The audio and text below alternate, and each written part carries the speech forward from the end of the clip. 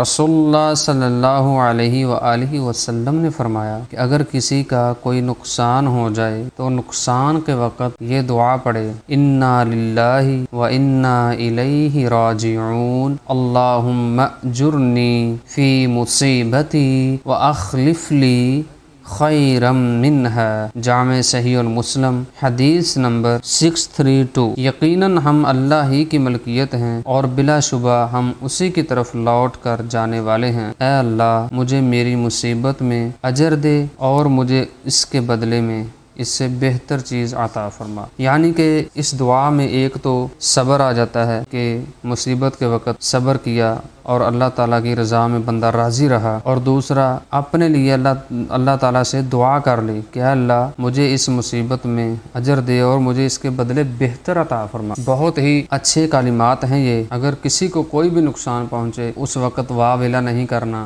اللہ تعالیٰ سے گلے شکوے نہیں کرنے، کوئی ایسی بات اپنے منہ سے نہیں نکالنی کہ جس سے اللہ تعالیٰ ناراض ہو جائے، بلکہ رسول اللہ صلی اللہ علیہ وسلم کی بتائی ہوئی یہ دعا، یہ کلمات اپنی زبان سے کثرت کے ساتھ ادا کریں۔ اللہ تعالیٰ اس مصیبت کے بدلے میں بہتر اچھا بدلہ عطا فرمائے گا، نعم البدل اس کا اچھا ہی ہوگا۔